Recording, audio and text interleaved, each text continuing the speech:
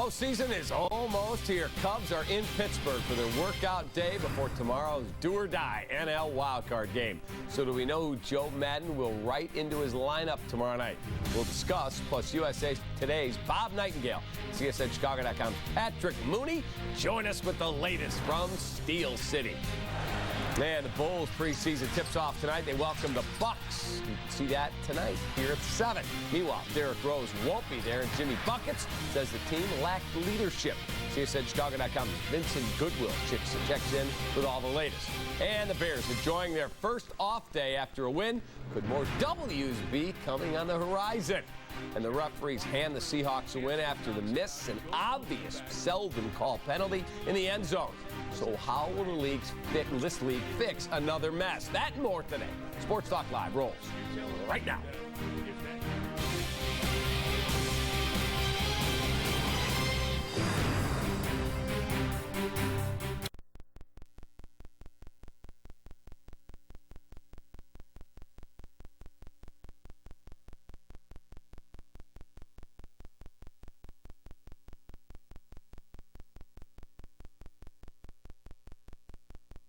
Talk Live, presented by the Chevy Silverado. I'm David Kaplan. Hope you had a good day. Speak the panel for today's show. From the Score, Sports Radio 670, he's Jordan Birdfield. From the Chicago Sun-Times, Mark Potash. And from ESPN Radio 1000, he is Ben Finfer.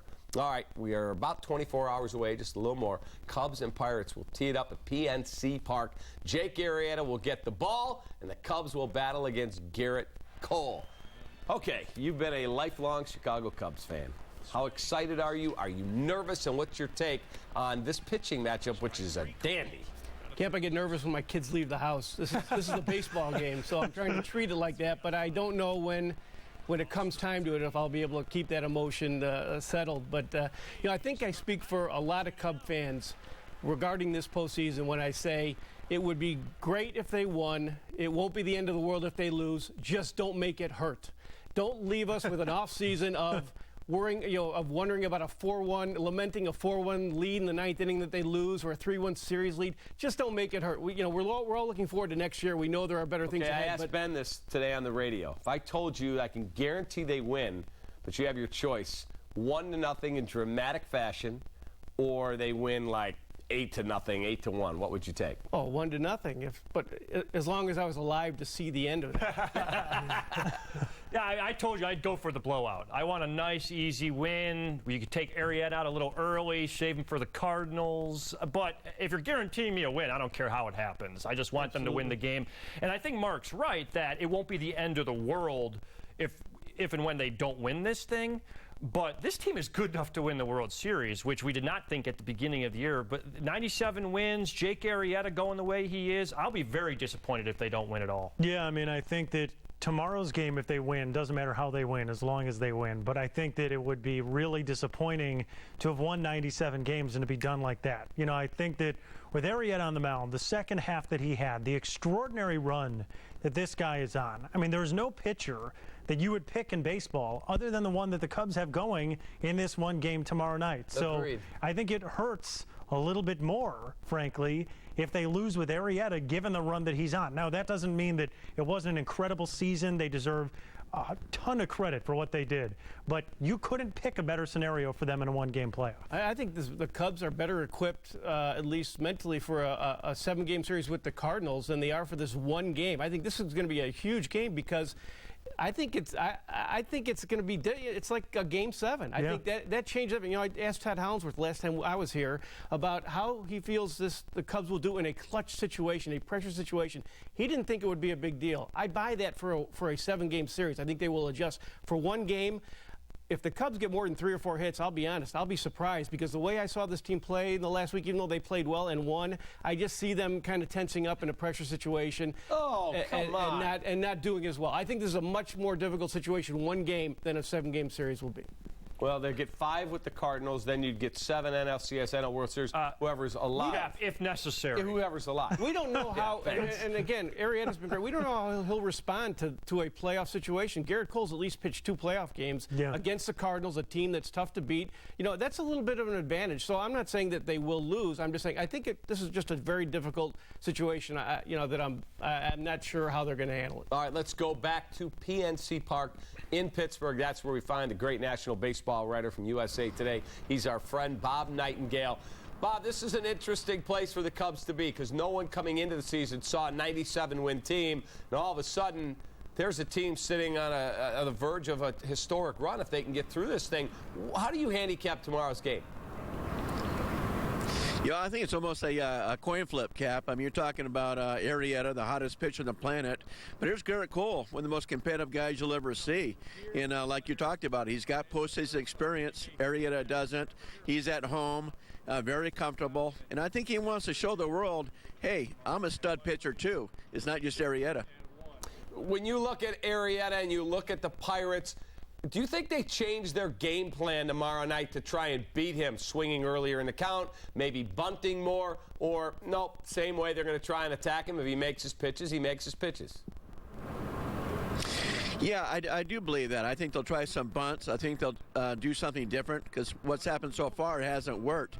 And I think just try to take advantage of the few mistakes he makes. They haven't done that. And I think on the flip side, the Cubs, when you talk to scouts, the Cubs should be very aggressive against Cole because he comes at you with a ton of fastballs and go ahead and swing away. And the Cubs are a very aggressive team anyways. Most people, I think you included, saw 2016 as when the Cubs would start to really introduce themselves to the rest of baseball.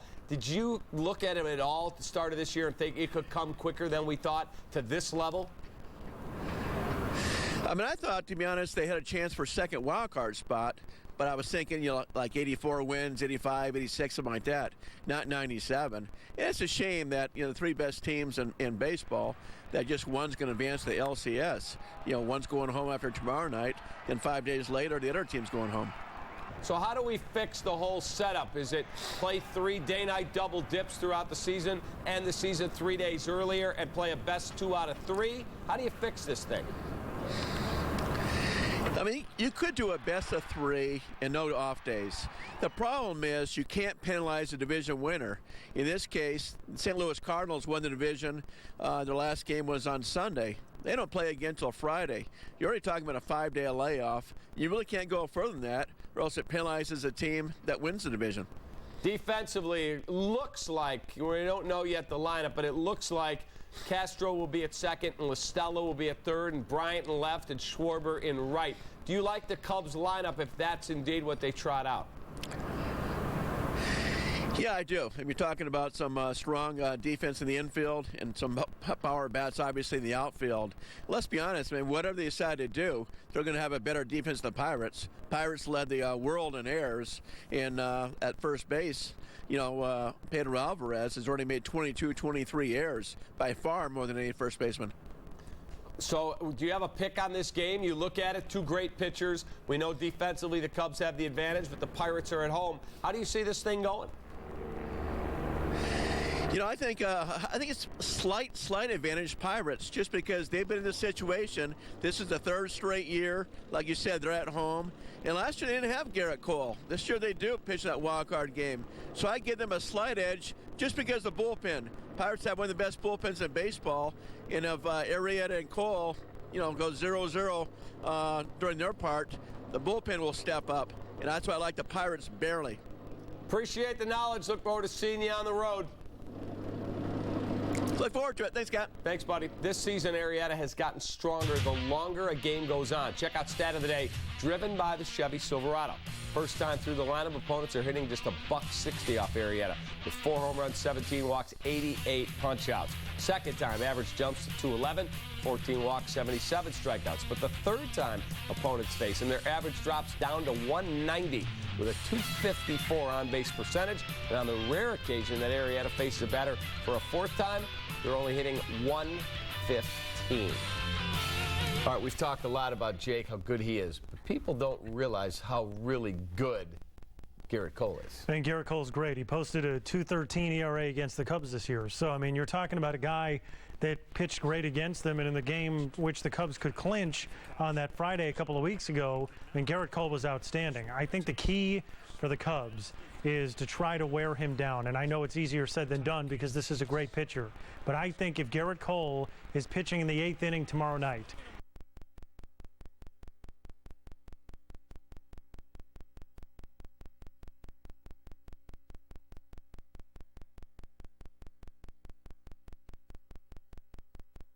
one of the reasons I think for this great turnaround this year for the Cubs team is that they've been able to wear down pitchers. They've got guys that are going to take a lot of pitchers. Their pitches per plate appearance is as high as it's been in years. And so I think that the way to beat a guy like him is to try to wear him down. And if he gets over 100 after 6, that's the best case scenario for the Cubs. But the funny thing is, the scouts that you talk to, the stuff that you read, they say the best way to get to Garrett Cole now, first pitch fastball, and jump on the first pitch. Cap, that is the difficulty in this situation for the Cubs. Not only that, but your tendency is to try and be aggressive and to not lay back. But yet, you know, like Jordan said, you really want him to throw a lot of pitches. That's going to be the best way to beat him. So it's, you know, Joe Maddon is going to have to be on his game, and I think it's worth pointing out that you know, although he has been crowned as kind of the Lord of Chicago sports with this great season he's had, in Tampa, this is where he hit the wall in the playoffs. After going to the World Series in 08, they lost in the first round, and I think the complaint there was that he couldn't take them beyond that. This is where kind of the magic kind of ended, and I think he's got a lot to prove, too, that he can push this team that he's pushed so far this year past the next step. I think a lot of that, and it's true, he did hit the wall a lot, though. It just shows you how much of a crapshoot the postseason is. All these teams are good. He's also bringing out a team in Tampa that they couldn't add on. They played with a lot of young kids and did not have the high-priced He had the pitching to win those series. He did. He had a Cy Young winner. Look, it's such a crapshoot. These are all good teams. These are all teams that have had magic this year. These are all teams that feel like, oh, it's a special season. The Cubs are not different in that regard. You just got to get into the postseason and then hope that everything goes your way at that time. And it's good to have a pitcher as hot as Jake Arrieta.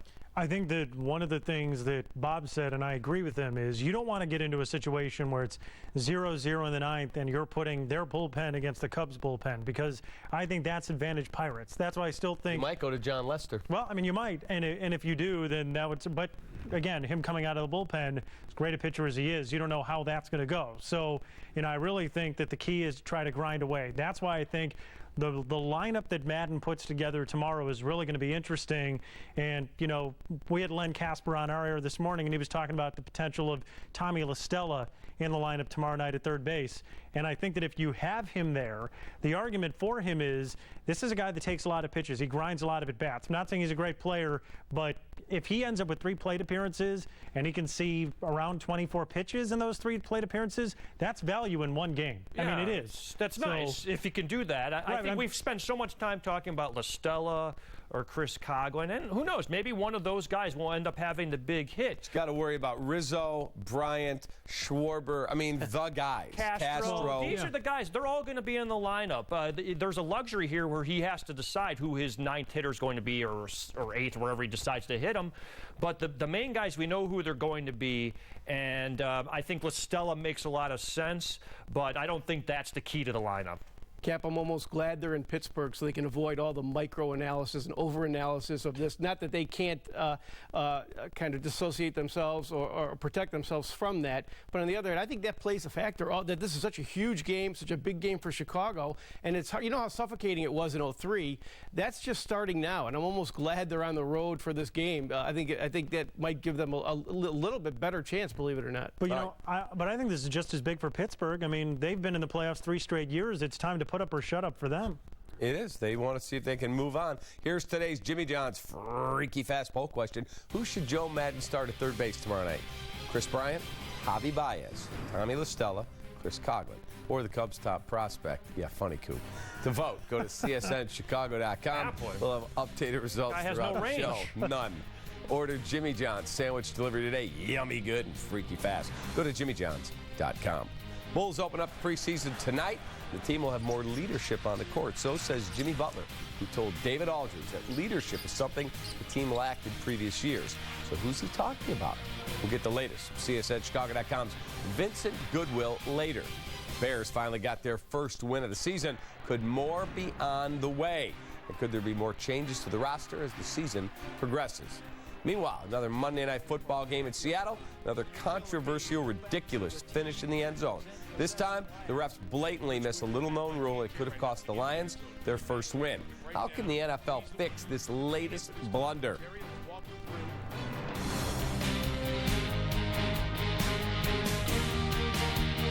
Sports Talk Live is presented by your Chicagoland and Northwest Indiana Chevy dealers who know what it takes to be number one. It's all about drive. That's amazing. It's amazing. This is amazing. That's amazing. Real people are discovering surprising things at Chevy. We're sold. It's so pretty. Beautiful. It feels great. Perfect. This is not what I would expect from a Chevy at all. Get more than you expect for less than you imagined. The 2015 models are going fast. Find your tag and get cash back for 15% of the MSRP on select 2015 vehicles in stock. Or get 0% financing for 72 months on most remaining 2015 Chevy vehicles. The Chicago Cultural Mile Association invites you to ignite your imagination at the Halloween Gathering on October 24th. An all-day festival for all ages, children's costume procession, theater performances, kids workshops, a thriller flash mob, and a spectacle parade at night with over 100 creative groups. The Chicago Cultural Mile, conjuring Chicago's creative spirits at the Halloween Gathering on October 24th. Be astonished, be mesmerized, be there. Ice cream. Kitten. Cartoons. Please. BMO Harris Mobile Cash. Just point and scan. Leave your card at home. Money. I think someone's been practicing. BMO Harris Bank. We're here to help. Country Financial wants to know, what if you could own your future? I mean, I would spend it with family and friends. Travel more. Retire. Can make decisions that aren't fear-based about money. At Country Financial, we take the time to get to know you so we can develop a plan with insurance and financial solutions to help you take charge of where you want to be. Have that fear removed from my mind. To help you own your future. To be in control of your future. Visit ownyourfuture.com to find a local Country Financial representative today. Tonight, turn on CSN for our Cubs playoff preview show. Cap and Holly will break down Wednesday's critical wildcard matchup and look ahead to a potential Division Series clash with the Cards. The Cubs playoff preview show presented by Feldco. Tonight at 10:30 on CSN Chicago. Friday on CSN, Chicago hockey is back and ready for another fight to the top. Jonathan Taves and his defending champs hit the Big Apple to face off with John Tavares and the Islanders. Coverage starts at 6 with Chevy Blackhawks pregame live on Comcast SportsNet. Bulls tip off preseason tonight against the Milwaukee Bucks. We'll have it for you at 7. No D Rose tonight, so Jimmy Butler will be leading the troops in the Fred Hoiberg era as it begins. And if you ask Butler, leadership, something this team has needed. Here's what he told David Aldridge from NBA.com. Leadership is one of the only things that this team has really been lacking. We've had a little here and there, but I think you've got to have that guy to come in and get it done in the leadership role. We've got good enough players. I don't think that's ever been a problem. Who is he talking about, Mr. Finfer? I know everyone's going to think he's talking about Derrick Rose, and I guess there's a chance. Maybe it's Jay Cutler. Maybe it is Jay Cutler. He could just be talking about the situation. Nobody was the leader, is what he's referring to. I don't think he's specifically calling out Rose, but that's how everybody will. I wouldn't make a huge deal. I don't think it's as incendiary as it appears. The Bulls have not had a leader ever since Luol Deng left. Luol Deng was the leader of that team in the locker room. Maybe not as much on the court, but maybe on the court. He was the leader. He was the one guy who, if they could have kept, it's kind of a shame that he left for the same money that they offered him. I mean, we rarely talk about that move, but that move really hurt both sides. It hurt the Bulls, and it hurt Luol Deng. That was their leader. Ever since he left, they've never had one leader. It's been like a team, that kind of team of leaders, the old Trestman thing, and that never really works. I think, though, that Noah's been one of the leaders, and last year he was hurt for a lot of the year, and so I think that affects some of the leadership, too. When you read it, it does look like he's talking about Derrick, but I think that Derrick has kind of been sort of he's a face of the franchise, but I think he's sort of by himself. Well, no. I'm saying that he could be. I think you guys are right in that he's kind of talking about just sort of a team-wide problem, because my perception of Derek and covering the team over the last few years was that he's sort of a guy that, is a face of the franchise, but isn't really the rah-rah in the locker room sort of guy. Their biggest issue in the Tom Thibodeau era was not leadership, it was health. If they were healthy, they had plenty of leadership. They'd have won a lot more games and a lot more series. It's not a leadership issue. Everything fell apart last year. That was part of the problems that management had with Tom Thibodeau. But it was not, to me, leadership is not the main issue with the Bulls. All right, we'll talk to our man Vincent Goodwill coming up a little later in the show as the Bucks and the Bulls will tip off the preseason. Last night, a terrible no-call in the Seahawks-Lions game. Here's the Lions driving for the go-ahead score to potentially win it late. That ball is fumbled, and there it's batted out of the back of the end zone.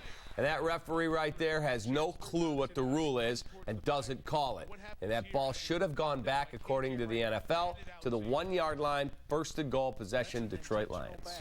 Camp, here's my crazy notion of the week. In a week when kickers are losing their jobs, a coach lost his job, it's time to hold the referees, the officials, publicly accountable for the mistakes they make. Not just something from the league that says, we goofed up. They actually have to be suspended or fined or whatever. They have to be held accountable, so they are just better than they are. We saw in the Bears game, there were a couple plays, and Tracy Porter had one, and Eddie Royal, I think, had one. They were ridiculous calls. There's been a lot. These are the regular referees now. The Hail Mary was not the regular referees. These are the official NFL referees that are making these mistakes, and I just think it's time for them to be held even more accountable, or much more accountable than they are. I think, if any, that's the only I can think of that will help this situation and just make them better at their job than they are.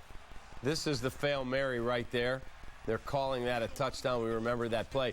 That back judge who made that call and blew it, obviously, said today he's going to reach out to the official from last night. He doesn't want that. And he's probably going to take the call and go, dude, you're not even a real ref. Right. Leave me alone. Yeah, he doesn't need that. It was a weird play that I didn't know the rule to, not this one, but the one from last night. I didn't know that rule, and I'm sure a lot of people didn't, but I'm not a referee. Shouldn't John Gruden have known the rule? Well, forget coach. Forget the announcers. The referee should know the rule, and Jim Caldwell should. Jim Caldwell had no idea. Yeah, that can't happen, or somebody on that coaching Calvin Johnson didn't know the rule.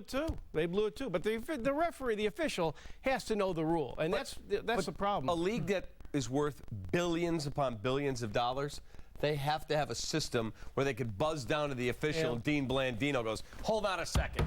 That's a batting penalty. Put it at the 1.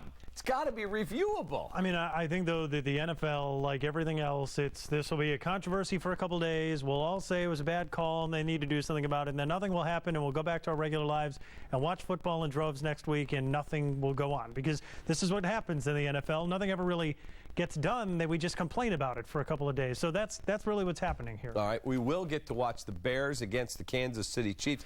Potsy, you will be there. This is your beat. The Bears are a double-digit underdog. One book has them as high as a 12-point underdog. They're 10 at most. Look, the Chiefs are 1-3. They're not a great football team. I don't think the Bears are a great football team. But they found a way. That quarterback manned up on Sunday, made big throws to lead them to victory. I don't understand how they're a double-digit underdog. Well, it's really hard to predict how when teams are making progress. And I think I sound like a broken record.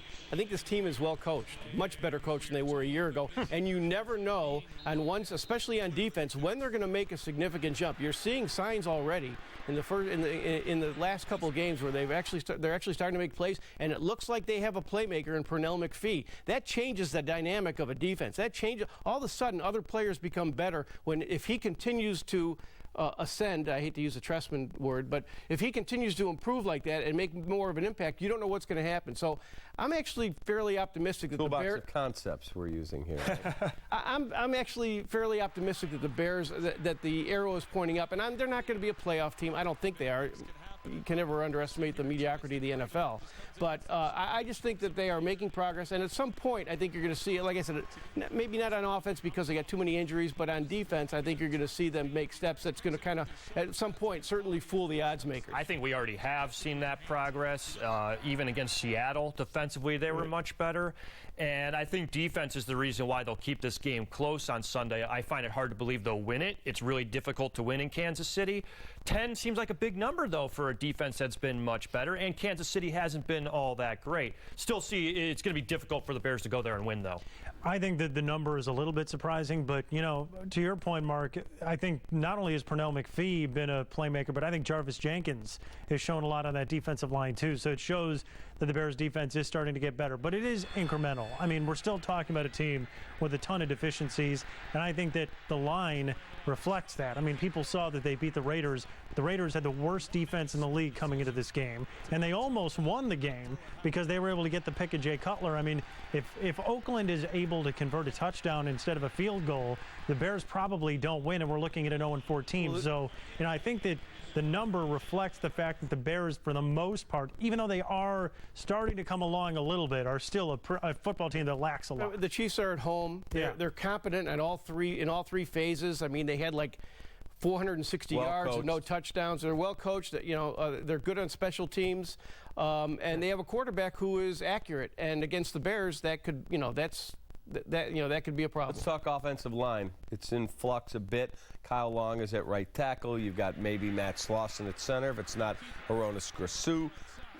Tell me about the offensive line. Well, they've got a decision to make whether they want to keep Matt Slauson at center or they can put the rookie in there. My sense is they don't have quite the confidence in Hronis Grasu. Do they go out and sign, like Dominic Raiola is still available? Roberto Garza's still on the street. You know, I'm not sure exactly what. I think they're more prone to stick with what they have, and I think the job Slauson did. And Slauson's a good guy to have in this situation. He's a good leader. He's really smart, and he knows how to handle. He knows how to adjust to that situation. So that sounds like the more likely option. I think, and I wrote about it today. I think you've got a third-round pick, 71st in the draft. You're in a rebuild, whether you know it or not, or like it or not. I think it's a perfect chance to put the rookie in there. He should be ready. If he's not ready, then I think you picked him a little too early. I think that's true, and I like what you wrote today, although I will say that if they don't start him in Kansas City, I kind of get it for how difficult that place is to play. To throw a rookie into his first game there could be tough. We're going to see Grasu at some point this year. We better. I mean, this is a year for finding out if guys like him can play.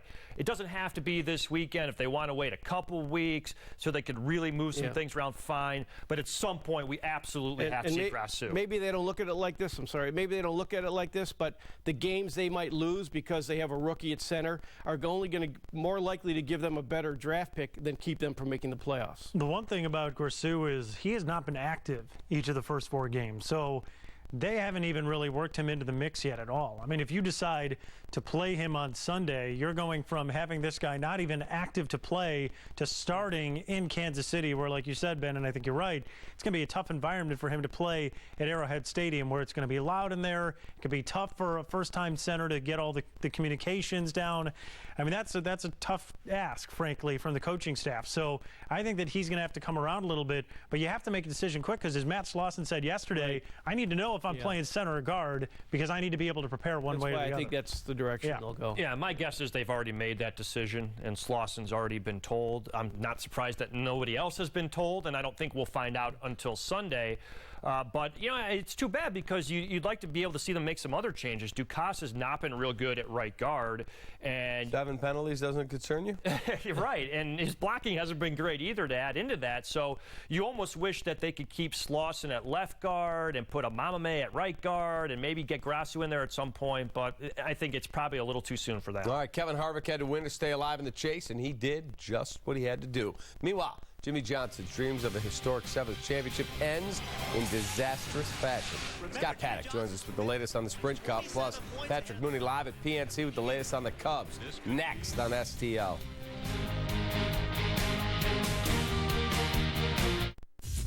For exclusive behind-the-scenes video and photos from the AT&T Uverse Lounge, go to csnchicago.com.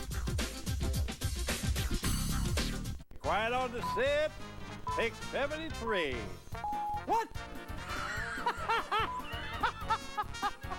It's a saving big is no laughing matter at the Bob Roman Auto Group. Over 7,000 new and used cars online at bobrorman.com. There's only one Bob Roman. Beat the rush for winter tires to get big savings at Discount Tire. Buy now and get a $50 Visa prepaid card on any set of winter tires purchased with your Discount Tire credit card.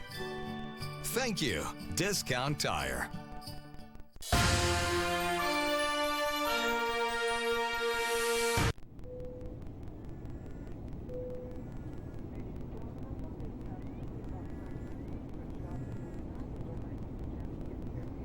Introducing 72-Hour Rewind from DirecTV.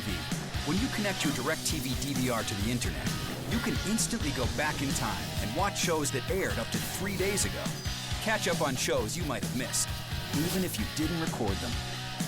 Don't just watch TV, DirecTV.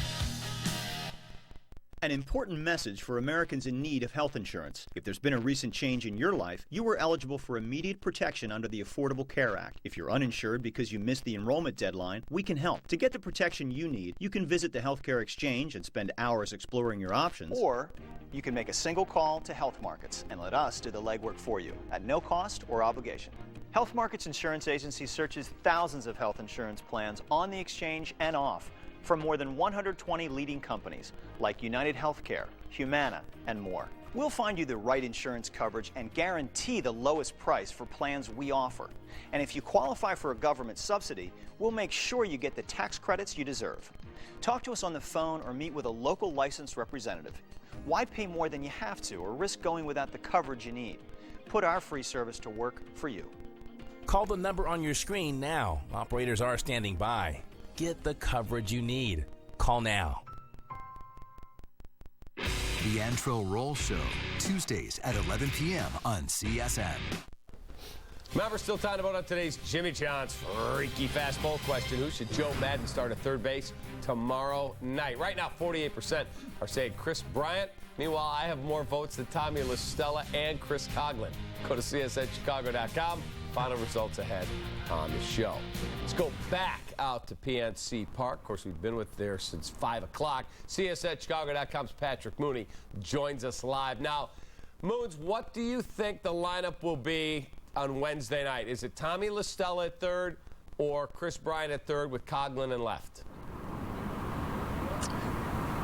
Well, at this point, Cap, I think there are signs pointing towards Tommy LaStella at third base. He was working out there today. He was literally the last Cubs player off the field after batting practice, and he was working there with the infield coaches and the rest of the staff. And I think Joe Madden has dropped some hints that that's the way he's thinking. But I think ultimately you've seen how aggressive and creative Joe Madden gets in sort of meaningless regular season games, that you're going to see him go to his bench fast. I think if he gets a lead, you're going to see Austin Jackson in there. I mean, he's going to maximize everything he has. So it's not like if Tommy LaStella starts there, he's going to be there all the way through to the end. And I think this Pirates team and Clint Hurdle is really going to test Joe Madden and the rest of this young Cubs team.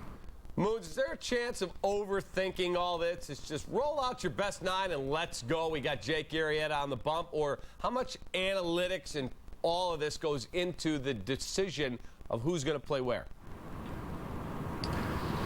Well, yes, I think that they can absolutely overthink this. I think that's something Joe Madden and General Manager Jed Hoyer have acknowledged. I think this front office has admitted they have a tendency at times to overanalyze things, but in the end, that analytical department, that game planning system they have in place has really given them a big competitive advantage over the years. Even when, they were finishing in last place, you saw what Chris Bosio and Mike Borzello, could do with some of those pitchers who ultimately got flipped. You saw what it's done for Jake Arrieta, and I think the Cubs have used something like 149 lineups this year, so there's no reason to think they're going to stay static in a one-game playoff here. How would you characterize the vibe that some of these young kids look a little starstruck, or nah, they're ready to rock and roll? No, I mean, at this point, today it was pretty laid back. There wasn't really a huge media crush at all. I would say it would be pretty comparable to some of those games in September. Probably not even at the level of an opening day. We saw Jonathan Herrera here with a homemade rally helmet with, his thing is rubbing in his head. He had two hands pasted on the top of that. He walked into the clubhouse with that. And you've been around this team, Cap, from the beginning. They're loose, they're carefree, and as John Lester said today, that all starts with the manager, and that this team has taken on Joe Maddon's personality. But at the same time, Lester has also said repeatedly that you don't know the playoffs until you're actually there, that you can talk about it all you want, but you have to experience it first. So that's why this team, we'll see who shows up on Wednesday night in Pittsburgh. All right, last one. Jake Arrieta said today he's had a lot of fun with the Pirate fans on Twitter. He goes, it's all in good fun. I'm enjoying it. How is that being received, do you think, around the game? The old school people obviously would say, oh, my God, you can never do anything like that. It's the new way of doing things, isn't it? You have Jake Arrieta on the line. Yeah, I'd asked Arrieta that during the middle of the season when he was going back and forth with David Price, and fans were jumping on that. And I just asked him, like, why do you even bother with social media at this point? You're in the show. And he said, I like to talk crap to people. And he used a different word than that, but that's just kind of who he is. In terms of training, in terms of conditioning, he likes searching out videos on Instagram and reaching out to people on Twitter to get different ideas on how to prepare to throw 200-plus innings. So at this point, the Cubs said, we are good on Twitter, and I don't think they're going to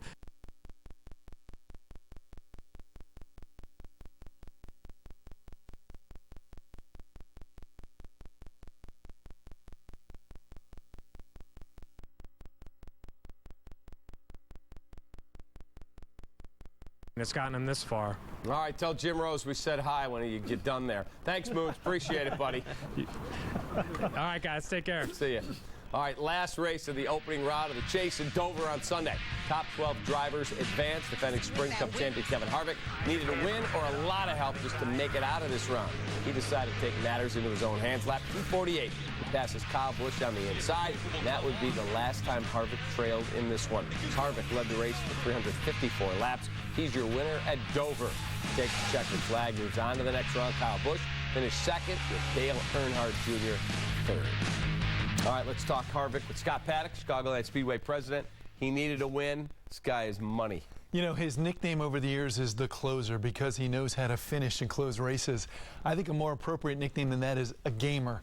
Here's a guy, whenever his back is against the wall, the chips are down, he knows what he has to do, he just comes out, and he's a gamer. And, if you're Joe Gibbs Racing, you're a little concerned. They have all 4 Joe Gibbs teams in the chase, and all 4 have advanced into now the round of 12, the contender round. But Kevin Harvick is the one guy you got to be concerned about because he's been money all season long. Explain how this happens, though, because all the cars are so similar. So how is one driver able to do that on a consistent basis? What kind of things is he doing to set himself apart like that? Well, each could be a couple of things. Each team, a lot of these major teams have their own engine program now. So some, like Joe Gibbs Racing, they found a little more horsepower, and that's why they've been so competitive all season long.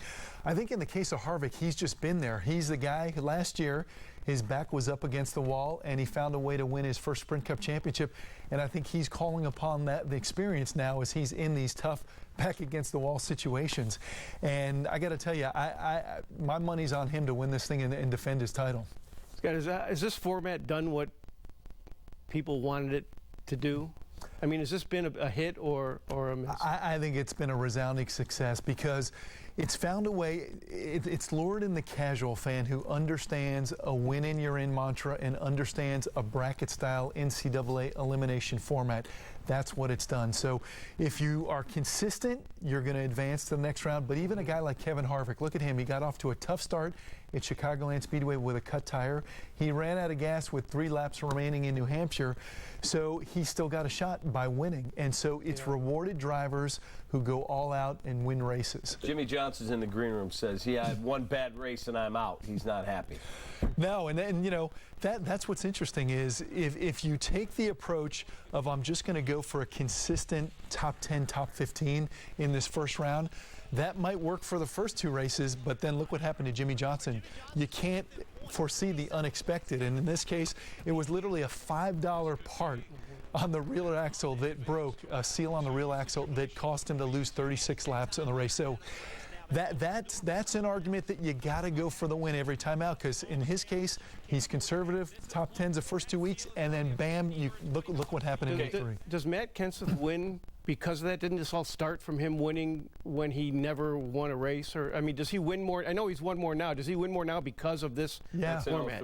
Yeah, last time the previous format, the last year of it was 2003. Matt Kenseth ran away with it. In fact, before the season-ending race, he had it locked up, so that it was very anticlimactic. So, but now he wins. This was intended to create Game 7 championship moments. Johnson wins the second most races.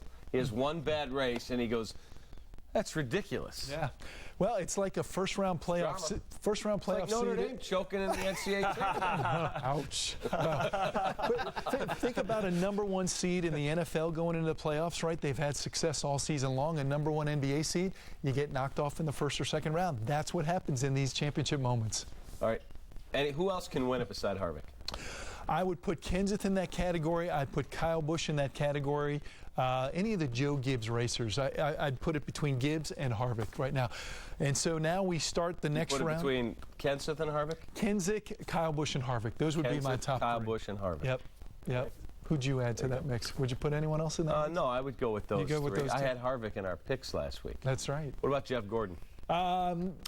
Sentimental favorite for sure. I just don't think he's got the horsepower right now to pull it off. So we're in that round of 12. Anything can happen. You win a race, you advance to the next round, but you're going to see, we already saw a top name in Jimmy Johnson get cut out, and you're going to see some big names going down in this next round. All right, also a scary crash in the Truck Series in Vegas over the weekend. We saw a driver, I think, break his back. Some scary stuff that went on in that race, correct? Oh.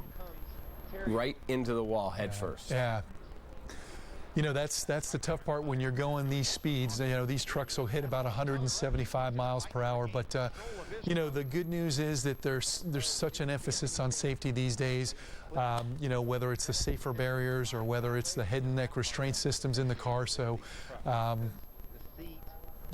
hopefully this has a good turnout and he's on the road to recovery. 15 years ago, before Hans device and some of the technological advancements from R&D, that could be fatal. It could be, yeah. That's what killed Dale Earnhardt. That's what killed Dale Earnhardt down in Daytona back in 2001. So a lot of advancements in the sport, and our facility has been reinforced now with safer barrier, and so that's absorption impacting, at speeds of 180 miles an hour. It's saving a lot of lives. So. All right, what kind of race at Charlotte this week? So Charlotte's Saturday night race, it's our return trip to Charlotte. We were there earlier in the season. If you recall earlier, that was a 600-mile race, the longest one on the circuit.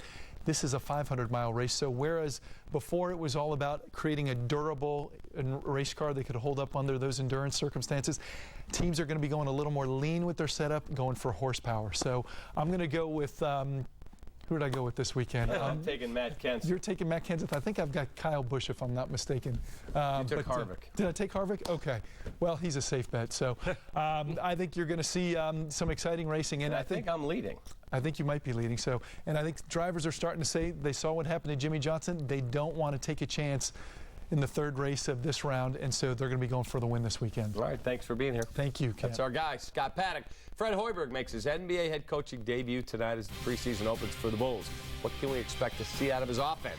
CSNChicago.com's Vincent Goodwill, our guy, joins us with the latest. And just over 24 hours from now, the United Center Rafters will get a little more crowded. Regular season opens tomorrow night. Can they repeat? We'll discuss next on STL.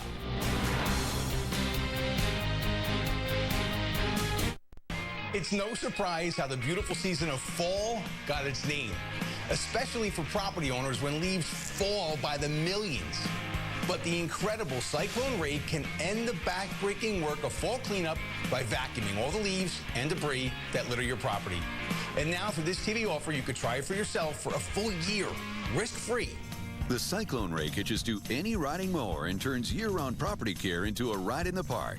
With its powerful Vanguard engine and patented Miracle impeller, it gives you 10 times the lifting power of mowers and many times the hauling capacity. Storing it takes less than 5 minutes using no tools. You can even hang it on a wall. Try the Cyclone Rake risk-free for a full year.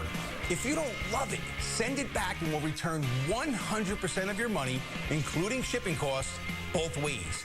You risk nothing.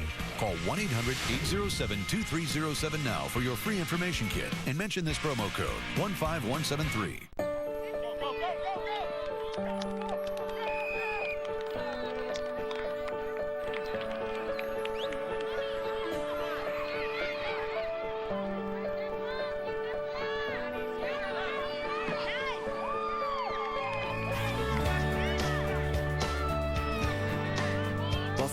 Wings Team Up for Kids program is proud to support the Boys and Girls Clubs of America.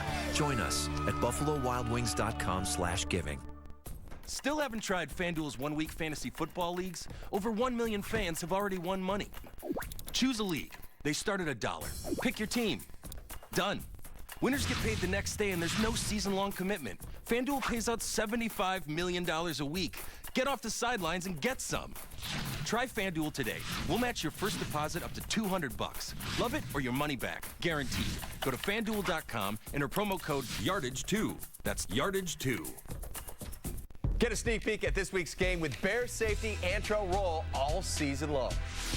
I'll give you an insider's look at the key plays from last week's matchup and how we plan on tackling the next game.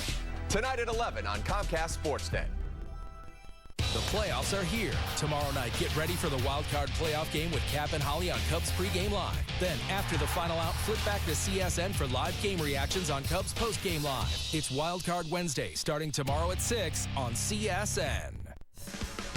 Buffalo Wild Wings brings you tonight's lineup on Comcast SportsNet. SportsNet Central is next with Pat Boyle and Mark Janowski. That's followed by the Bulls preseason debut, host the Bucks at 7. Immediately after the game at SportsNet Central, 10:30. Todd Hollinsworth will join me for SportsNet Central Cubs playoff preview at 11. The Antrel Roll Show with Pat Boyle. That's all tonight on CSN.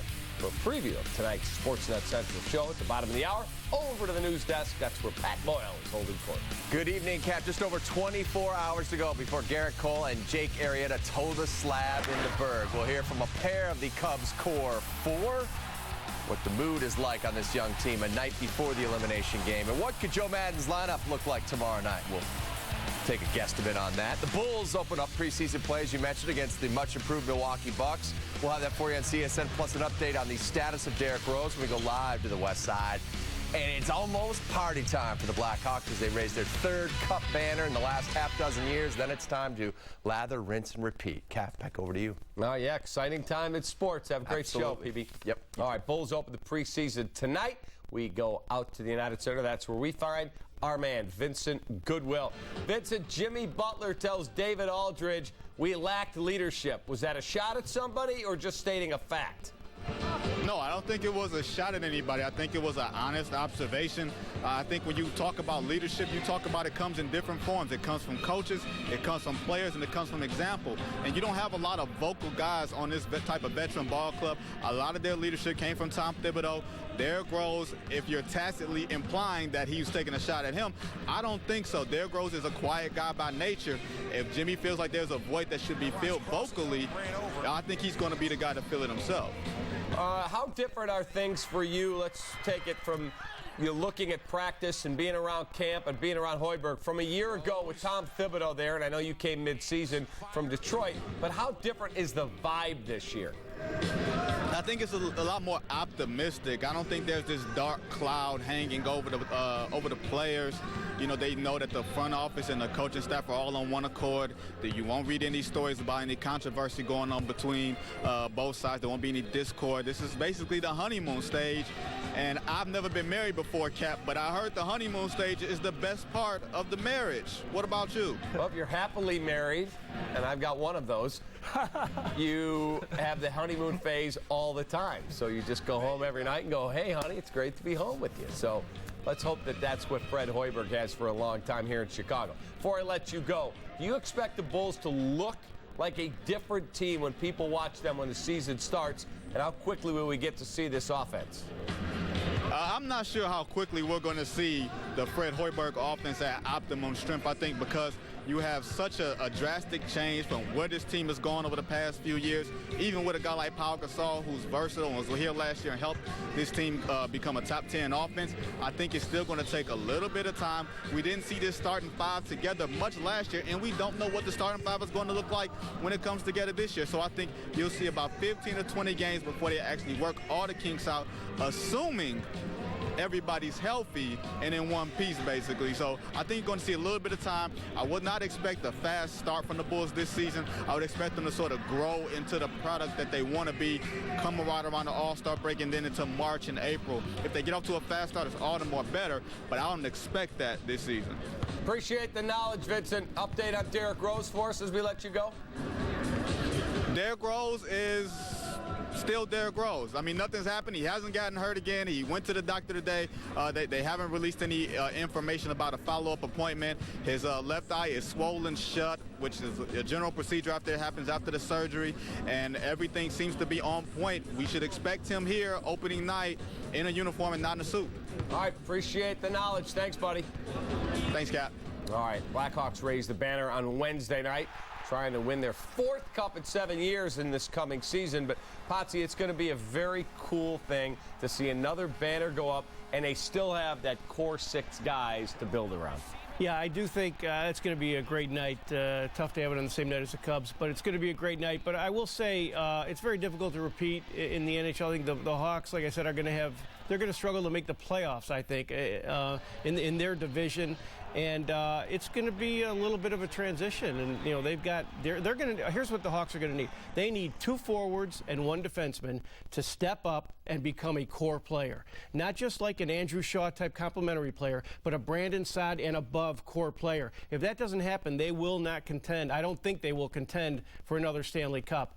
So I just think it's going to be an interesting and tough season, I think, for the Hawks. Well, I think that guy might be Teravainen. I mean, the way that he played in the Stanley Cup final last year, you have to hope that he takes the next step. And with all the hype that surrounded this kid coming in, you have to think that they're expecting that there's going to be a huge jump in his progress this another year. guy. Yeah, absolutely.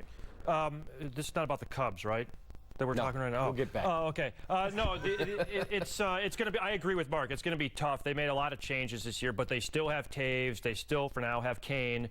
They still have Hossa. They still have Keith and Seabrook. So it's going to be a good team, but they're definitely going to need some of these guys to step up. I'm really eager to see Anisimov play with Kane on that second line.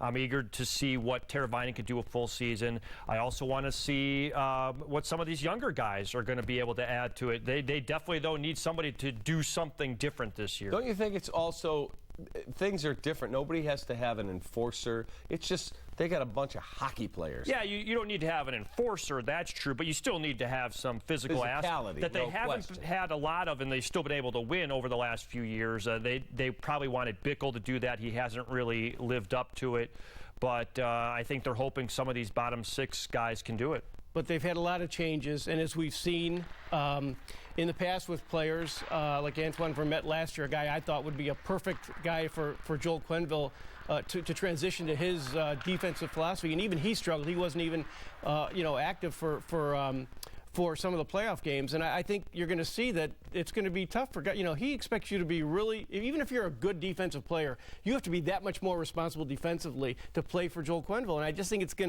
there's always a more difficult transition to play for him than I think for other coaches. Eventually it works out, or it has worked out, but they've got so many key pieces that have to kind of make that transition that I think it's going to be a big question mark or an unknown throughout most of the season until the end. All right, up next, poll results, and the Dark Knight apparently can't get his Batmobile through New York traffic. Remember, the Bulls preseason begins tonight on CSN. They welcome the Milwaukee Bucks and Jason Kidd to town. Neil and Stacy have the call at 7 bells. Be right back. Quiet on the set. Pick 73. What? It's a Saving big is no laughing matter at the Bob Roman Auto Group. Over 7,000 new and used cars online at BobRorman.com. There's only one Bob Roman. We asked people to tell us something that happened in their past and something that might happen in their future. The good things were put on yellow magnets and the bad ones on blue. The results show the past was a pretty even mix of good and bad, yet the future was almost all good things. Now that you've seen the results of this experiment, what does it mean to you? We all want to think about positive stuff. Realistically, there will be downtimes. It's great to think optimistically, but let's plan for whatever the future might bring. Prudential, bring your challenge. There are lots of ways we can protect our environment. And here's one simple thing you can do that will help save over 1 million tons of wood, more than 1 billion pounds of CO2, and in excess of 4 billion gallons of water every single year. Use a mug. Yep, that's it. Replacing disposable cups with reusable mugs can make a huge difference, and that's just the beginning. Small changes can have a big impact. Learn more at ecomyths.org. This is an important medical alert. The FDA has recently issued a public health advisory for all people taking the type 2 diabetes drug Invokana. The warning states that Invokana may lead to diabetic ketoacidosis, a serious condition where the body produces high levels of blood acids called ketones that may require hospitalization. Invokana may also cause other forms of liver damage. Symptoms of ketoacidosis include difficulty breathing, nausea, vomiting, abdominal pain, confusion, and unusual fatigue or sleepiness. In more severe cases, Invokana has led to organ failure, coma, or even death. If you or a loved one have taken Invokana and have been diagnosed with kidney failure or hospitalized with ketoacidosis, call Invokana Alert now. You may be entitled to significant compensation. Our network of attorney partners has years of experience fighting big pharmaceutical companies and is willing to fight for you. Call Invokana Alert for a free confidential consultation. Please call 800-947-5840. SportsNet Central every night at 6:30, 10, 10:30, and midnight. Jimmy John's freaky fastball results time. Who should Joe Madden start at third base tomorrow night? Half of you say Chris Bryant, 25%, went Javi Baez. Meanwhile, I got more votes than Tommy LaStella and Chris Coughlin. Make sure Joe Madden knows because I think LaStella's starting. Order Jimmy John's sandwich delivery today. Yummy good and freaky fast. Go to jimmyjohns.com. Matt Harvey, the Dark Knight, missed a mandatory workout for the Mets today as they get ready to play the Los Angeles Dodgers. He claimed he was stuck in New York traffic. Potsy, that's a joke. That is absolutely ridiculous that a pro can't get to where he needs to be. Well, I've been stuck in New York traffic before, so that could be possible. It's not like he was in Hooterville. So, but yeah, you're right. That especially at this situation, you're on the big stage. It's your responsibility. You're kind of the man now, and it's for him to be. It's a really bad sign. Paul LaDuca, who's now an analyst, used to be a big time, major league player. He said, 17 years, I never missed one workout or one meeting or one anything. That's an absolute travesty. Yeah, and he's pretty important to that team's chances in the postseason, too. And there's already been so much drama with this guy with his innings limit. And I'm sure it's the last thing that the Mets want to be dealing with before they go into this series. But he's made it something they've got to go through. To me, it shows a lack of respect, and it's a distraction for a team that's already going to have to deal with Kershaw and Greinke in games 1 and 2 or the reverse. So, and it's just a bad look from a guy that's supposed to be one of your best players. Cubs-Pirates prediction. I mean, if I'm going with my heart, I'm picking the Cubs. But my head, I'm going to pick the Cubs, too. I think it's going to be obviously a low-scoring game. I'm going to go with a 4-2 Cubs victory. I'm going with the under. I'm going with the Pirates. The under. Oh, yeah. Where are you been? Okay. Oh, yeah. I would say I predict the Pirates will win this game 3-2. Wow. I'm going Cubs 3-2. I'm going Cubs 2-1. I think it's going to be works. Absolutely I'll take that. Phenomenal game. All right, that is a wrap for Sports Talk Live, presented by our great partners at the Chevy Silverado. SportsNet Central is next with Pat and Mark, followed by Bulls and Bucks at 7.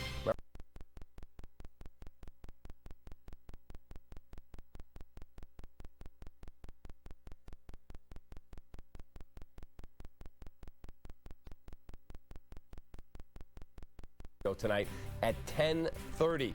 Have a wonderful evening, and we'll see you right back here tomorrow. We'll be all over pregame and postgame coverage of that Cubs-Pirates battle. Have a great night, everybody. See ya.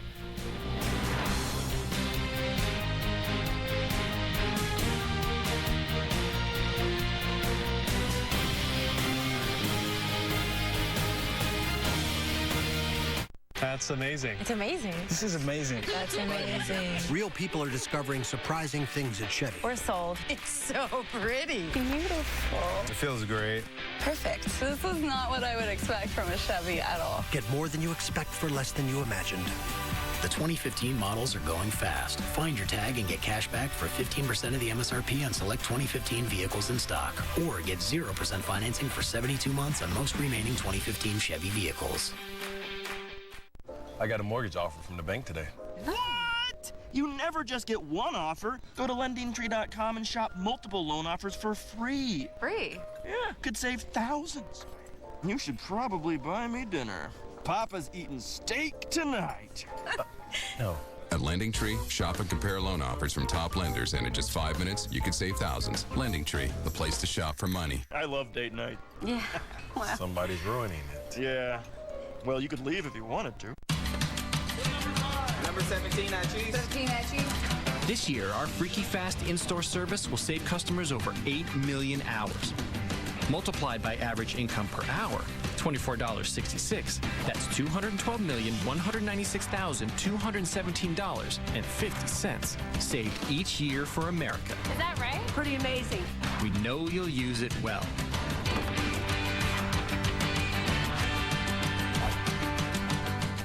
The Chicago Cultural Mile Association invites you to ignite your imagination at the Halloween Gathering on October 24th.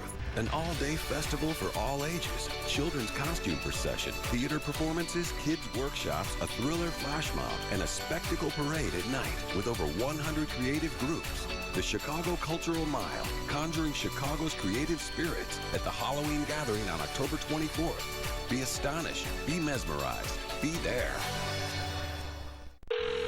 Four Seasons, how can we help you?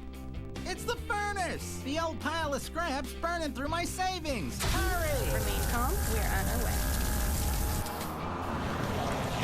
With 24-hour repair and same-day installation, Four Seasons can replace your furnace for as little as $17.95. Furnace and AC combos from $36.95. And take advantage of no payment, no interest financing. For all the right reasons, call 866-4 Seasons. I'm Artem Anisimov, and you are watching the home for Blackhawks hockey, Comcast SportsNet.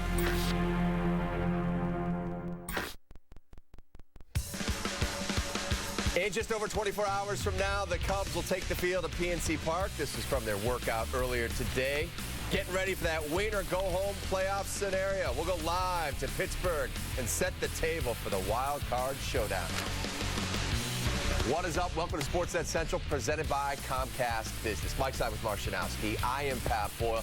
On the eve of the biggest game of his career, Jake Arrieta can't wait to take the bump. Yes, he is supremely confident. Rookie of the Year favorite Chris Bryant gives that one-game wild card format his ringing endorsement.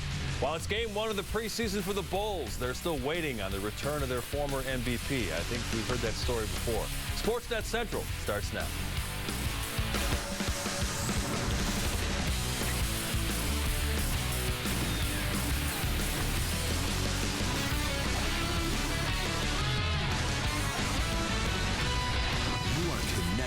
To SportsNet Central, presented by Comcast Business.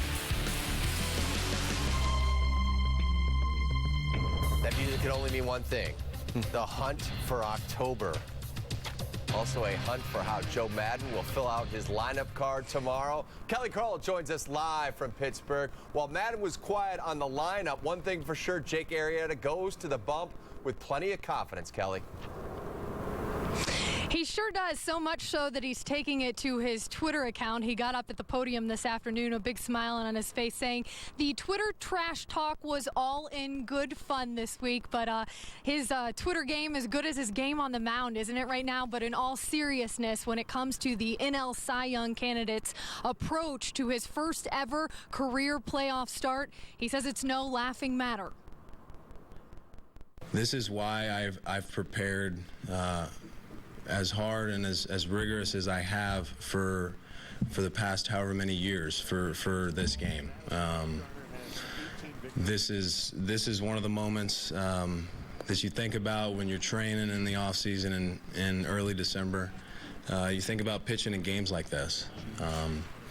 So I've already processed it. I've already visualized the scenarios. So I feel like anything that's thrown at me tomorrow, or really in any game, I'm ready to handle and deal with and move forward. So, it's been a long time coming to this moment. I've been waiting for it for a number of years, and I'm ready. Well, Jake Arrieta may feel that way, but to put this team's youth in perspective, 21-year-old Addison Russell said the closest experience he has to draw on is a high school baseball state championship game. He joked the only difference will probably be about 60,000 more people on hand for this one. But when asked who has more pressure to win, first baseman Anthony Rizzo gave this blunt assessment. Not us. We have zero pressure. That would be them then. Yeah. Is that what that means? We're just going to go have fun. you know, this is a fun situation. This is something that everyone should enjoy, and we're going to give our best, but we're ready to go have a good time. We just kind of think that's just another day, you know. That's the mentality that we've had this whole entire year, you know. It's worked out for us thus far, so we're going to continue with the same mentality. I really wouldn't have it any other way. I'm having a blast with this whole season, and you know, all of us are really excited. I mean, just on the bus ride over, you know, from the airport, a lot of energy. We're just really excited to get going, and you know, hopefully we can pull it off. Well, Bryant's manager, Joe Madden, said when it comes to this one-game play-in, it can be the most fun or most not fun. Of course, obviously, if you win, it's great. On the other end, not so much. But Joe Madden, the last time he was in this situation, guys, 2013 with the Rays, and they did, in fact, beat Cleveland to advance. So that's his take, and that's our take here from Pittsburgh. Let's send it back to you. Looking forward to a very good contest tomorrow evening. All right, Mark and I are voting for most fun, just in case you were wanting. See, you went with the black Those jacket. are his exact words. Yeah, you went black jacket tonight. No blackout wardrobe for you tomorrow night, all right? All in cubby blue. I got you. All right, Kelly Crow reporting live from a dark PNC Park. Brings us to tonight's Twitter question. Who do you think will be the X factor in tomorrow's wild card game? Remember to use the hashtag Cubs Talk. We'll check in with some of your responses later in the show. Very busy show. Now we're going to get you right out to the United Center. Chuck Garfien has the latest on Derrick Rose and the Bulls' preseason opener tonight against Milwaukee. Chuck, brand new season with the same old storyline regarding D. Rose. That's right, Mark. The Fred Hoiberg era begins here tonight against Milwaukee without Derrick Rose, who obviously is back recuperating from his fractured left orbital bone suffered last week during practice. I can tell you from my own personal experience of breaking my left orbital bone, this is not an injury you bounce right back from. It takes some time. Rose's left eye is still swollen shut. I would not be shocked if he was not ready for the season opener 3 weeks from tonight against Cleveland, because this is not something you just hop back out of bed or you come back from very quickly. But in the meantime, Rose has some healing left to do. He's got his eyes swollen shut, you know, as far as his appearance. You know, but again, he's moving around. He's great. He just can't do anything right now to get his blood pressure up. But it was great to see him. You know, we also sent him the file of everything we got going. You know, after the game tonight, we'll have another session with him before we head out of town. He was great. He was in great spirits. He's in a great mood. He's itching to get back here. He's got a follow-up appointment today, and then hopefully he'll be able to start getting out of his house a little bit Wednesday. And then he's got a full another week where he's got total inactivity. Hoiberg won't have Rose for his first preseason game. Gasol, Gibson, and Heinrich are also out tonight. Hoiberg's new offense emphasizes speed with fewer call plays, much different from the Thomas Thibodeau era. As a former Bulls player, the United Center is a special place for Hoiberg, and as we learned today, even before he became a Bull, he knew this was a special place and a special moment here when he was with the Pacers. I remember my first time running out as a rookie onto the floor and just kind of being in awe. And I think we actually played the Bulls, so I was even in more awe when you saw Michael Jordan and Scottie Pippen around on the other end. But, you know, it's a great opportunity for our guys, you know, to get out there, get some of those jitters out of the way in the preseason. All right, so Hoiberg is going to keep it simple here tonight. As they ease into the preseason, he's got this new offense he's trying to use here.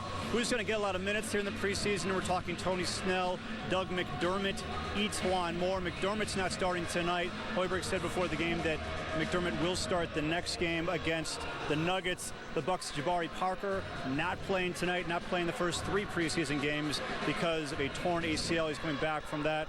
He's going to miss those first few games. That is going to do it from here. Bulls, Bucks.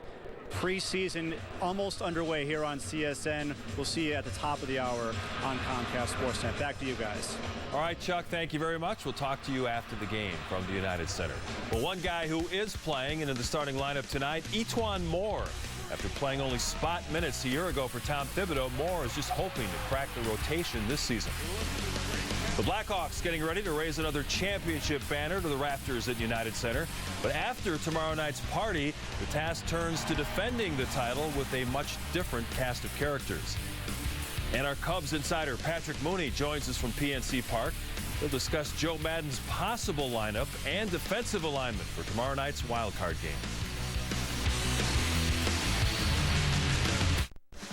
SportsNet Central, brought to you by Comcast Business. Comcast Business, built for business. Great time for a shiny floor wax, no? Not if you just put the finishing touches on your latest masterpiece. Timing's important. Comcast Business knows that.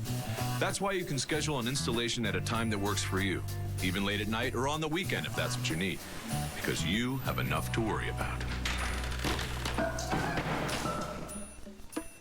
I did not see that coming. Don't deal with disruptions. Get better internet installed on your schedule. Comcast Business, built for business.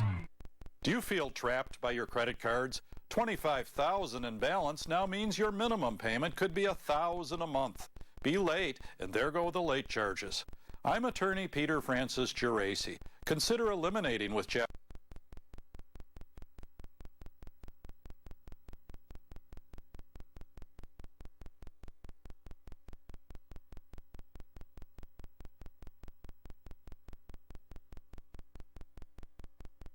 Or no interest repayment under Chapter 13. Call us for a free phone mini consultation or log on to infotapes.com. If you're worried about debt, call now to see if you qualify. 1-800-401-4010.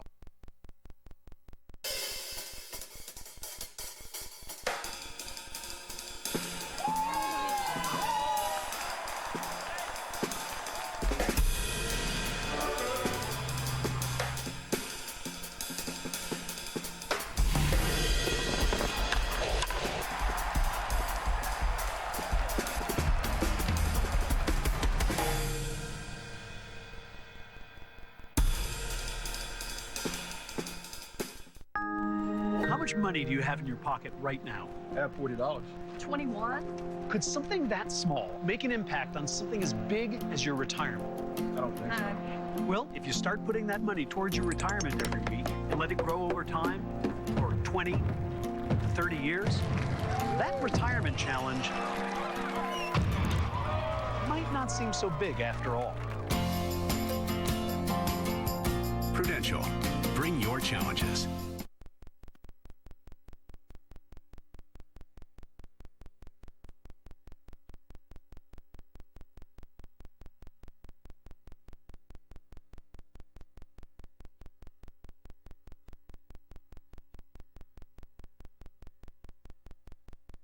And coming to this moment, I've been waiting for it for a number of years, and I'm ready.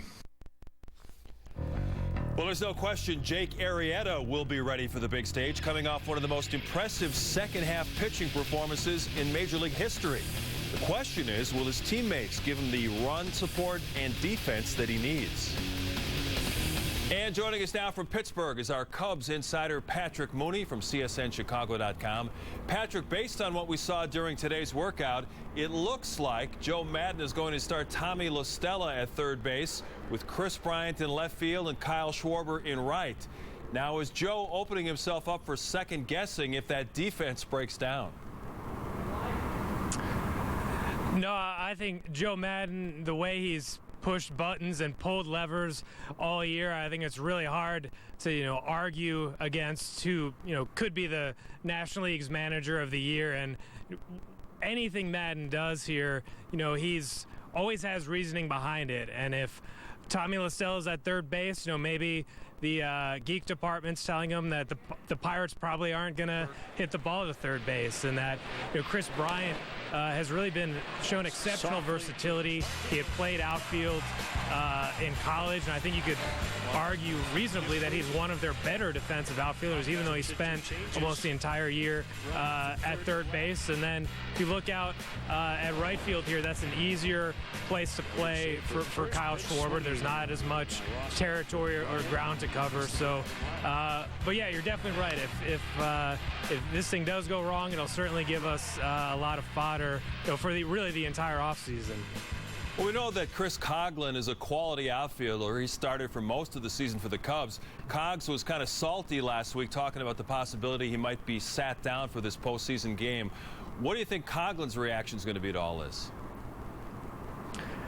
Coghlan walks this fine line between his outward confidence and kind of insecurities inside. I think that's just part of who he is, why he plays with an edge. I mean, this is a guy who was a National League Rookie of the Year, and then dealt with several injuries, got non-tendered, had to sign a minor league deal, go to AAA Iowa, and I think all of those experiences, really made him who he is right now. And he's a competitive guy. He's rebuilt his career. He's had 2 real nice seasons here. And if he didn't want to be in the lineup, I'd be shocked. So at the same time, he's a team guy. He's an interesting guy, who really kind of says what's on his mind. And once he kind of gets rolling, you never quite know how he's going to answer a question. And so certainly we'll be near his locker tomorrow, I'm guessing. Kyle Schwarber got a bit homer happy late in the season. He had 221 in August, 206 in September. Why is Madden so confident that Schwarber can be productive in this one-and-done playoff situation? Well, I think if you're looking at this game, one run might win it and get you to that series against the Cardinals.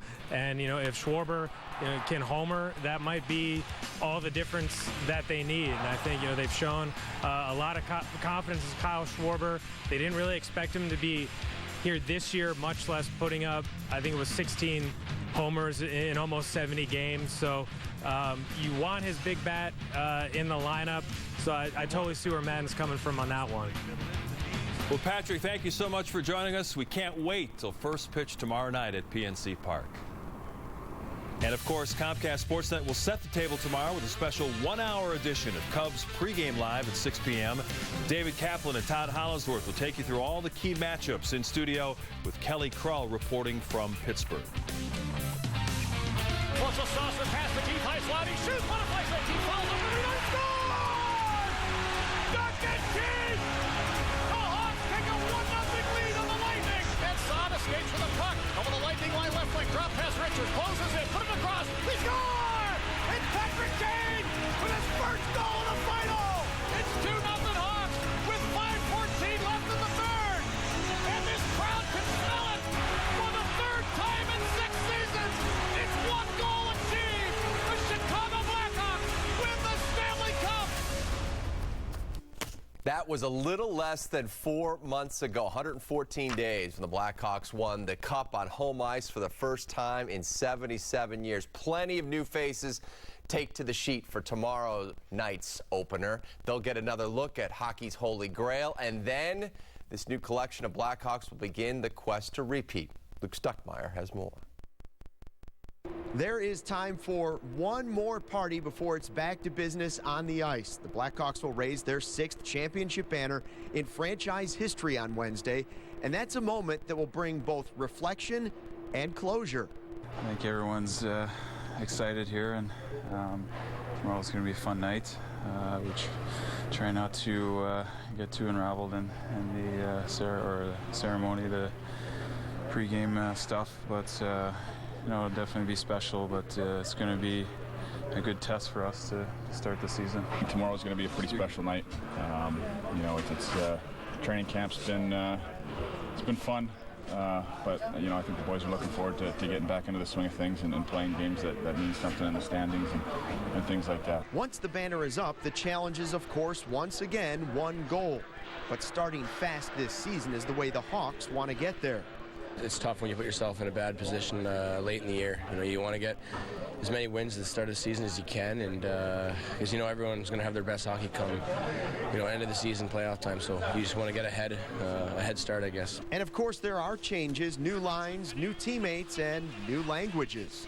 I'm sure you guys haven't really met or talked to Panarin yet, but he's actually, even though he doesn't understand the English language, he's actually very engaging in the conversation. And even last night we had a little get together and we were just talking. He's a very funny kid, so he's He's not like he just puts his head down and walks to a stall, puts on his gear and plays hockey. He's engaging with guys on the team, and he's a fun kid to talk to. Probably understands the word pass puck, right? Yeah, that's what we got to get him to understand. Past 88.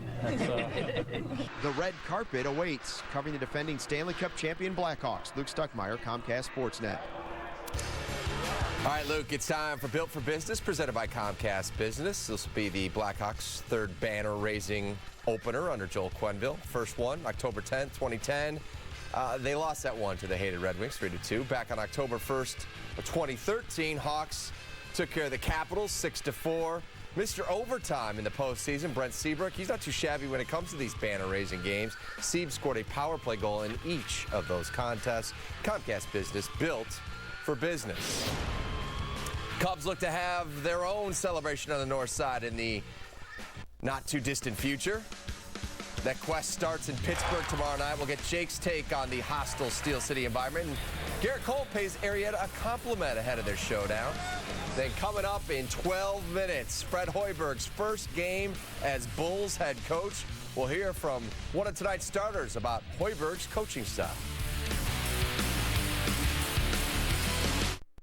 With the most iconic views of Chicago and steps from famous landmarks and nightlife of River North, the Holiday Inn Mart Plaza is at the center of downtown Chicago. Overlooking the Chicago River, there is no shortage of amenities and hospitality at our contemporary hotel. Our staff is anxious to provide you a memorable experience and lasting impression. For reservations, call toll-free 844-766-6582 or visit martplaza.com for special packages and summer rates. Esurance was born online, which means fewer costs, which saves money. Their customer experience is virtually paperless, which saves paper, which saves money. They have smart online tools, so you only pay for what's right for you, which saves money. They settle claims quickly, which saves time, which saves money. They drive an all-hybrid claims fleet, which saves gas, which saves money. They were born online and built to save money, which means when they save, you save, because that's how it should work in the modern world. Esurance, backed by Allstate. Click or call. How am I at home? Getting out of my bed, looking out, seeing the city, seeing people that I grew up with every day, getting off on Damon. That's when everything started to click. You kind of feel like a performer. You know, everybody's trying to get everything set up to see you perform. Me being from Chicago, it's personal. I was one of them kids that wasn't supposed to be where I'm at right now, and I'm able to affect so many lives.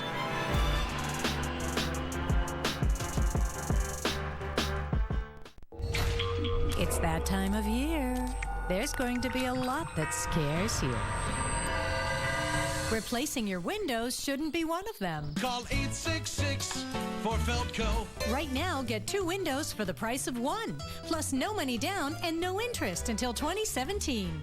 Hurry, this treat and 2 windows for the price of 1 ends soon. Call now. For quality windows, siding, and doors, call 866 for Feltco. Just over 24 hours from now, 39,000 plus will pack PNC Park for the NL wildcard game. Cubs starter Jake Arrieta, who went to the playoffs back with Baltimore a few years back, never pitched in that series, will get his first real taste of the postseason in Pittsburgh, where he went 2-0 with a microscopic .82 ERA this season. And Jake's ready for the raucous crowd. It is expected. It is something that I am comfortable dealing with. And it's exciting, you know, to be in an atmosphere where you've got 38,000 plus opposing fans. You know, some Chicago fans are going to be there, obviously, but you know, it makes those moments enjoyable for me. It doesn't feel any better than going up against the best. You know, on the flip side, I think if you can sit here and say he's probably going to go pretty deep and he's probably going to go pretty low. So, you know, you're probably going to have to go pretty deep and you're probably going to have to go pretty low too. So, you know, you kind of know what you're going to get. When the starting lineups are introduced tonight at the United Center, it will not be Derek Rose at point guard for the home team or Kirk Heinrich, not even Aaron Brooks. Instead, Fred Hoiberg is going with fifth-year pro E'Twaun Moore. Yes, the former Purdue star who made a big impression on Hoiberg with his tireless work throughout the summer at the Advocate Center.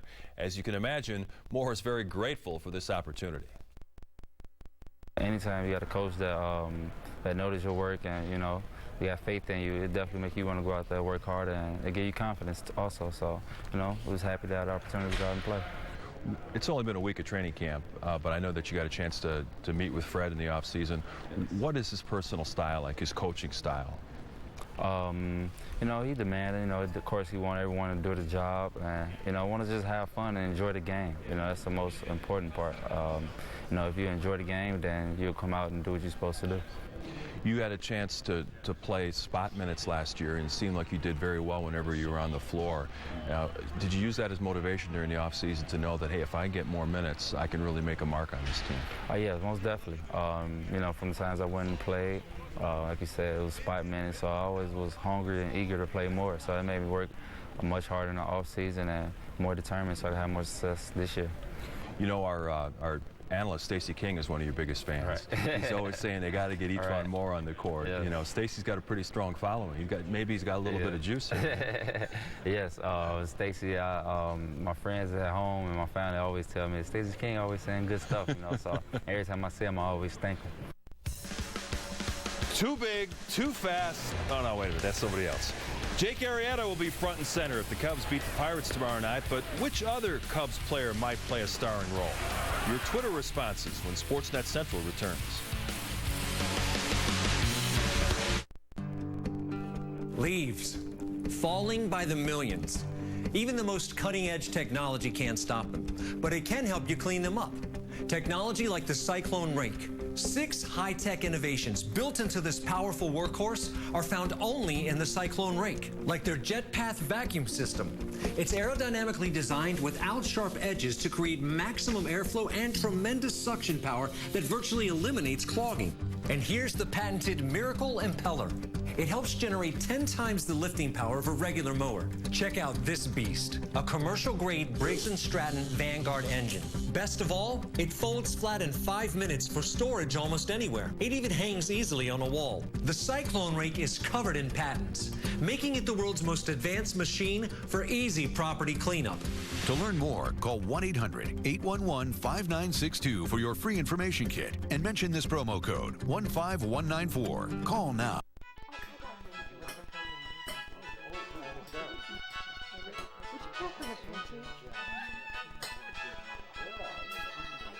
Introducing 72-hour rewind from DirecTV. When you connect your DirecTV DVR to the internet, you can instantly go back in time and watch shows that aired up to 3 days ago. Catch up on shows you might have missed, even if you didn't record them.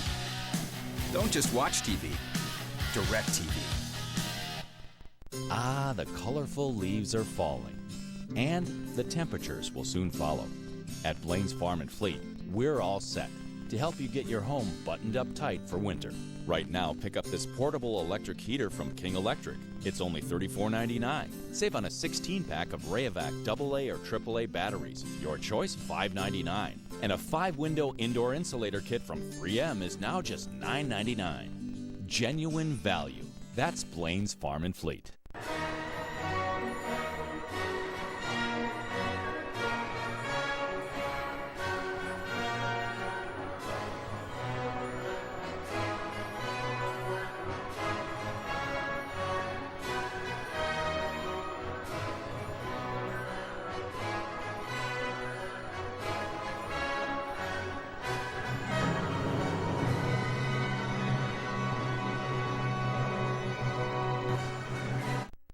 We asked you which player will be the X factor tomorrow's wild card game. Salvador didn't go with a player. Went defensive play, a go-ahead RBI, or a third out in the 9th inning. Salvador looking for a name. Peyton helps us out here. Obviously Jake Arrieta, but I think we need a big hit from Brian. That could be the difference. Yes, it could. You just never know in baseball. You know, that's going to do it for us. Thanks for watching SportsNet Central, presented by Comcast Business. Up next, it's time for some hoops. Preseason action from the United Center. Neil Funk and Stacey King back in business. They have the call. Fred Hoiberg making his coaching debut against the Milwaukee Bucks. We will see you afterwards. Enjoy the game here on Comcast SportsNet.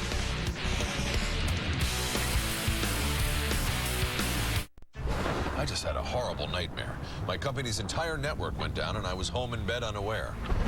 But that would never happen Comcast Business monitors my company's network 24 hours a day and calls and emails me if something like this scary storm takes it offline, so I can rest easy. What, you don't have a desk bed? Don't be left in the dark. Get proactive alerts 24/7. Comcast Business, built for business. Are you stressed out over debt, unsure of what to do? I'm attorney Peter Francis Geraci. At Geraci Law, we help you file Chapter 7 or 13 bankruptcy and take your debt stress away. Our clients feel much better after we help them, and you can too. If you're stressed over debt, faced with foreclosure, lawsuits, bill collectors, call or click now. If you're worried about debt, call now to see if you qualify. 1-800-401-4010. Quiet on the set. Pick 73.